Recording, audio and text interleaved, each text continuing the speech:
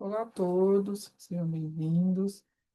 Hoje a proposta aqui é a gente fazer uma visita guiada pelo sítio de Micenas virtual, né, à distância, mas a falar um pouquinho desse sítio, que é o mais conhecido, é o que foi mais escavado e o que também tem mais evidências do período. Então a gente ainda está na questão de discutir cultura material, mas a gente vai passear um pouco por Micenas. Então, é sempre bom, eu retomo aqui algumas ideias, porque a ideia é de que cada um desses vídeos sejam independentes, embora eu estou fazendo uma sequência, mas que alguém que queira assistir apenas este vídeo aqui consiga ter alguma ideia. Então, pegar aqui o núcleo central do mundo micênico, embora eles estejam em outros territórios, mas aqui a Península Balcânica, o Peloponeso. Micenas está aqui nesse território que a gente chama de Argólida, que está em cinza escuro aqui. Tem sítios muito próximos, né? Contemporâneos, Tirintos, Midénon está aqui, Argos, Lerna, mas o mais importante, sem dúvida alguma, é Micenas, né? Então, um pouquinho aqui da região, de novo, não está a minha ideia aqui. Alguns sítios que a gente chamaria de palacianos, Micenas, Midéia, que não dá Tirinto, e outros sítios também micênico. Então, é uma região que é Argólis, essa península, densamente povoada. É muito interessante entender um pouco da dinâmica desse território. Então, a gente começa pela cidadela. Não vou me deter muito na cidadela, né? Então, aqui a gente tem uma vista aérea, que eu já apresentei em outros vídeos. Aqui, a partir da Porta dos Leões, né? Que uma reconstituição, porque a gente vai sair da cidadela exatamente pela Porta dos Leões, a gente vai ver alguns edifícios, então entender o que que a gente chama de cidadela. A gente vai ter o edifício principal, o edifício administrativo, que a literatura chama de palácio, vai ter alguns edifícios secundários e auxiliares. Hoje eu vou tratar de um, eu já mostrei outro no vídeo passado. Um projeto de muralhas, né, ali do século XIII, que acaba englobando, incluindo o círculo funerário A, que é anterior a esse período, que é do século XVI. Então, mas a gente tem uma região densamente ocupada e a gente vai ver também cemitérios, áreas de necrópole, alguns edifícios fora da cidadela. Então, para pensar esse núcleo inicial, né, a gente tem o edifício central, os edifícios secundários auxiliares, ciclo funerário A, e a gente vê que, embora a gente possa ter residências propriamente dita nesses edifícios, a gente vê, sobretudo, e também funções políticas que são administrativas, econômicas e religiosas, né? Então, aqui a gente tem o edifício central. Quando eu tratei da arquitetura, eu falei do Megaron, que é essa característica da arquitetura micênica, essa sala central de tripartite com três partes, né? Uma parte dela colapsou, né? Então, a Micenas está num promontório, então só tem dois acessos, né? Grande parte dessa cidadela é protegida por um penhasco, um despenhadeiro, né? Então a gente tem o edifício central, e hoje eu quero falar desse núcleo aqui que é chamado de centro de culto, tá? Então eu vou convidá-los aqui, quero fazer uma coisa um pouco diferente hoje, para entrar em cenas pela porta principal, pelo portão principal, tem uma entrada secundária.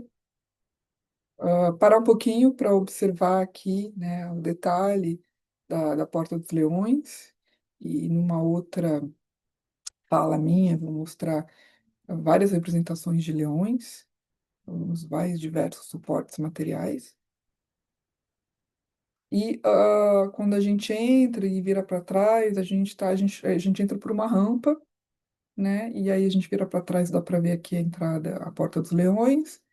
E dessa perspectiva, à nossa esquerda, a gente tem lá embaixo o círculo funerário.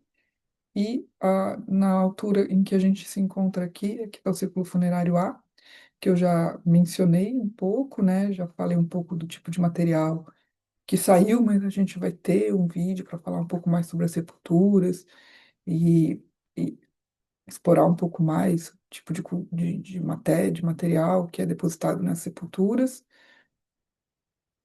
E ali na altura onde a gente estava, a gente tem esses edifícios que compõem o que eles chamam de centro de culto. Então a gente vai ver nos edifícios que eu vou trazer aqui, que alguns têm funções específicas, alguns também são residências, mas têm outras atividades. Aqui é chamado de centro de culto, pelo tipo de material que a gente encontra aqui, né? Então, se a gente pegar essa sala aqui, que tem uma escadaria, né? A gente foi encontrado documento em linear B, mencionando que provavelmente é uma divindade, então isso já dá indícios um pouco da função do edifício, um material bastante atípico, né? Então essa máscara, por exemplo, em gesso e vários outros objetos bastante interessantes. Essa outra parte de uma estatueta de marfim, a gente vai ver que tem uma das casas no sítio que produz marfim, que é uma oficina de produção de objetos em marfim, né, que é uma reconstituição. Então, geralmente, esses edifícios têm pelo menos dois andares. E quando a gente lida ali com o que sobrou, a gente pode ver evidências de escada, ou a gente pode entender arqueologicamente que havia um andar superior que colapsou, mas em geral a gente lida com as ruínas do primeiro pavimento. Nessa sala também encontrado vários ídolos, eu vou trazer só dois aqui, né? Várias estatuetas, vários ídolos, então é um material bastante atípico, bastante diferente, né? Que aponta ali, a gente pode ver também ali uma bancada nessa reconstituição, onde já tinha um ídolo ali, em loco, né? Então, um tipo de material que difere dos outros tipos de edifícios que geralmente a gente vai ver uma atividade econômica, oficina ou armazéns. Ainda no complexo de culto, a gente tem a sala dos afrescos, o complexo de afrescos, que também tem bancadas, né? Então, eu vou analisar esses afrescos num outro vídeo, né? Então, é um edifício que preservou parte do afresco, colapsou, mas preservou, e aí foi reconstituído em parte. Então, a gente vê também um edifício ricamente decorado, né? Bastante elaborado, na sua decoração. Ali tinha um dos vasos que eu estudei, né, que é um vaso com alça em estribo, de transporte, com uma marca, né? Aqui a discussão é que não seria uma inscrição linear B, mas é uma marca, ele não é o único, existem outros com essa marca, né? Muito próximo, do sinal K, não é exatamente o sinal K, porque ele é um X, mas não é uma decoração também, então é um vaso interessante, num contexto diferente, assim por dizer, né? E também nessa sala dos afrescos foi achado este leão esculpido em marfim também, né? Uma obra bastante interessante, bastante refinada e delicada. Então, entender que esse conjunto de edifícios aqui, de salas, são atípicas, né? Tem um material bastante diferenciado, por assim dizer. Aqui é no Museu de Micenas, o sítio de Micenas tem um museu, e aqui tem uma reconstituição dessa sala, com os objetos mais ou menos onde eles foram encontrados, né? Então, para a gente tentar aí ter uma ideia, de como essa sala era constituída. E agora a gente eu vou convidar vocês para sair um pouquinho da cidadela, né? Eu queria tirar um pouco do foco da cidadela, porque ela é bastante estudada, ela é bastante conhecida, e entender que o sítio de Micenas é mais do que essa fortificação, né?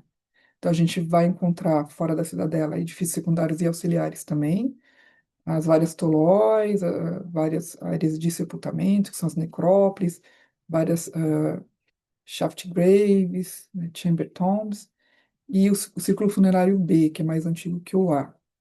E a gente vê também nessa área funções políticas porque administrativas, econômicas e religiosas.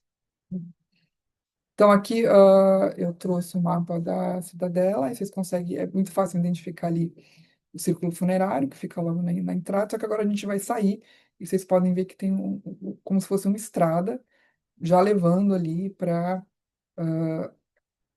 três tolói, né? E ali o círculo mais acima, eu acabei não marcando aqui, é o círculo funerário B, mas está ali escrito ali, então olhar um pouquinho com atenção, né? Então fazer esse caminho, né? O 15 ali marca a Porta dos Leões e a gente vai sair ali em sentido noroeste e vai acabar encontrando logo de cara algumas tolos e o círculo funerário B.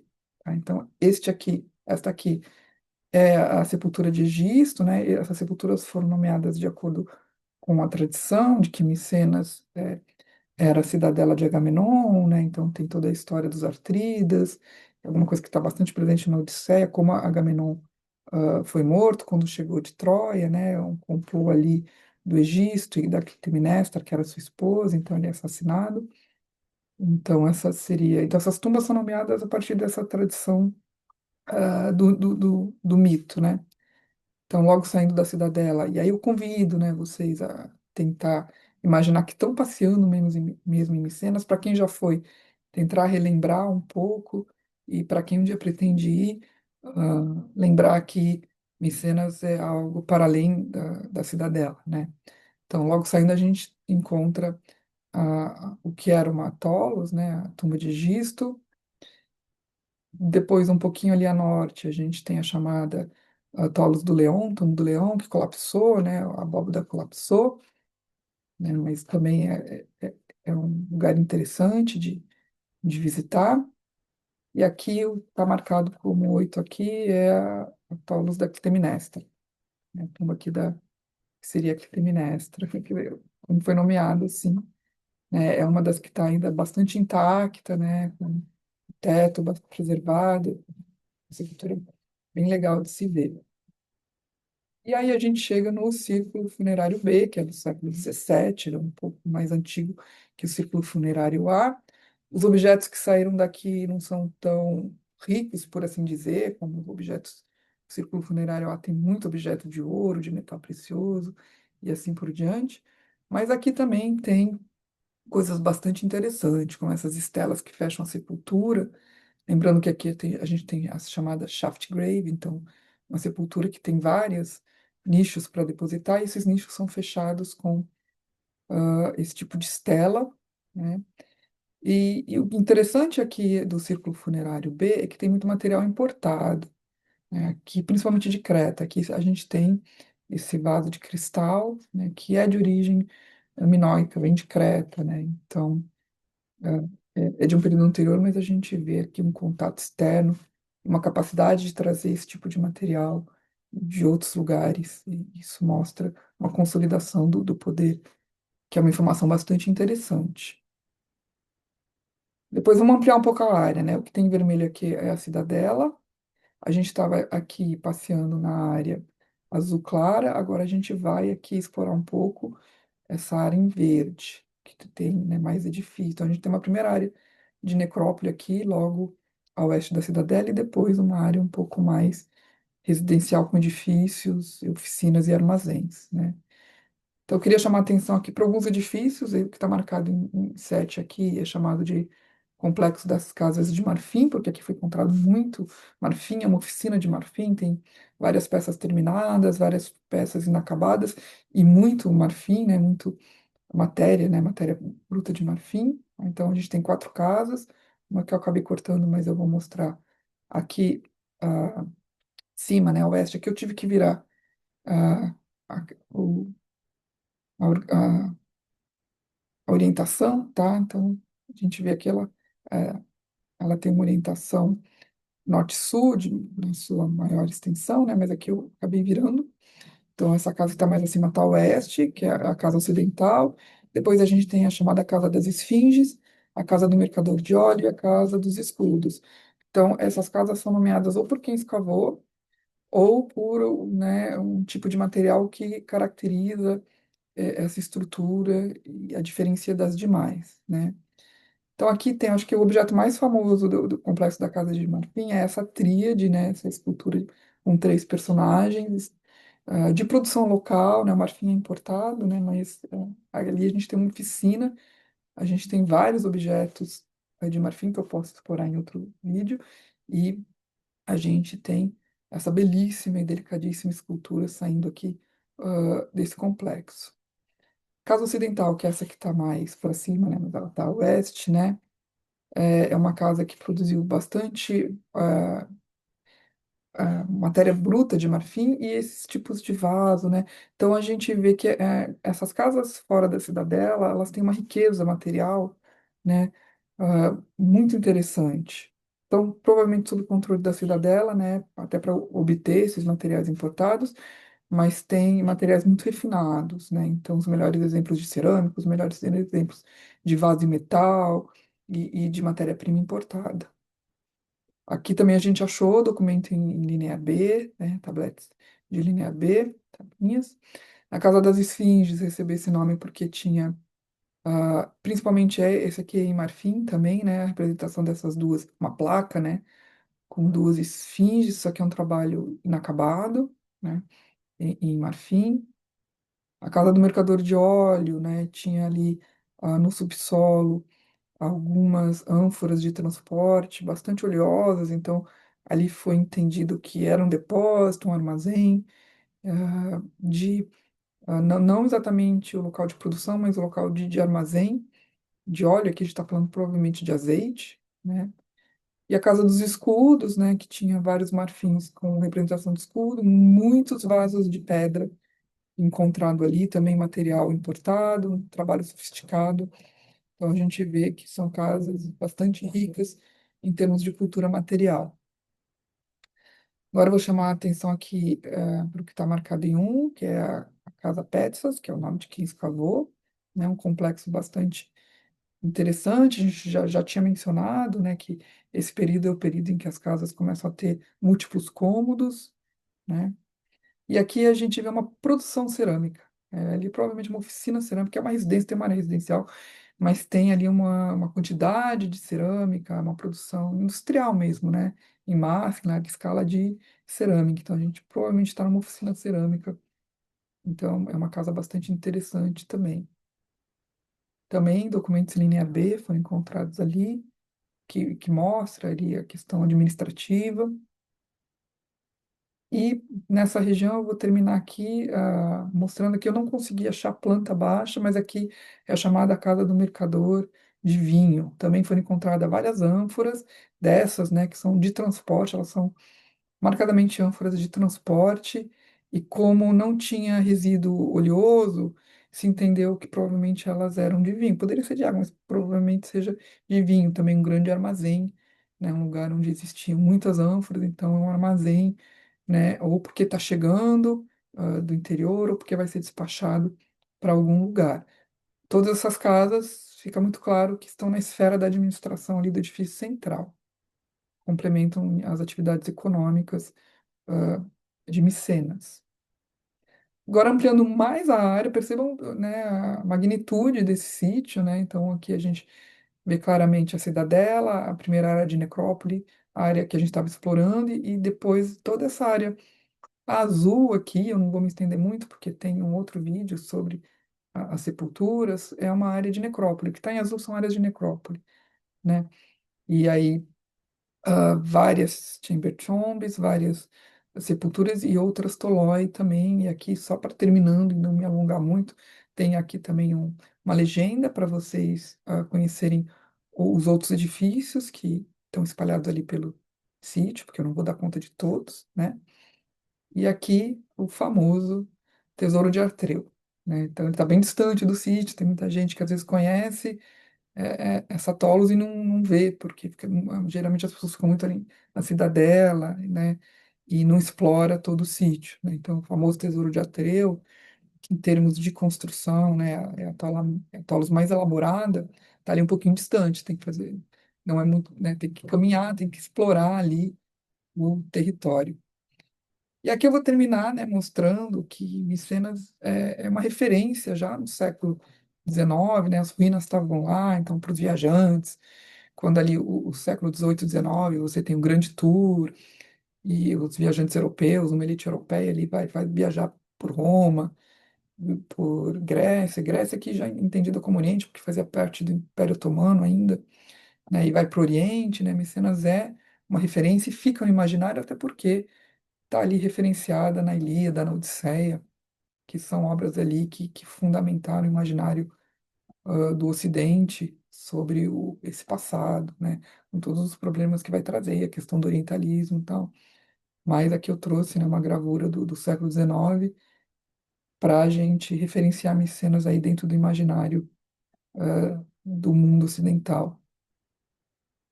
Eu vou deixar aqui como referência, tá? É possível achar na internet. Esse livro, que é do sítio de Micenas, ele é lindíssimo, tem imagens maravilhosas que eu não pude usar aqui por questões jurídicas de reprodução, né? Mas eu indico porque realmente é uma obra de arte este livro sobre o sítio de Micenas, muitas imagens. Eu acho que vale a pena, mesmo para quem não vai se especializar nesse tema, não vai estudar isso. Eu acho que é uma obra que merece ser folheada. Eu digo folheada porque é 90% de imagem, pouco texto. Então, aqui dentro dessa, do que eu estou fazendo, né, que é trazer cultura material, é bastante interessante a gente ter esse tipo de publicação, tá? Então, eu vou encerrar a fala por hoje. Estou terminando essa parte de cultura material mais voltada para arquitetura. E aí eu tinha feito, né, o primeiro vídeo eu falei de engenharia, depois eu de, falei um pouco ah, no segundo da arquitetura, e aqui eu quis explorar, foi uma ideia que eu tive, né, o sítio de Micenas. Eu espero que vocês tenham gostado desse passeio, tenham se sentido um pouco em Micenas e tenham entendido que o sítio vai para além da cidadela ou do palácio, por assim dizer, né, que é um sítio muito importante para a gente compreender o mundo micênio. Obrigada, até uma próxima.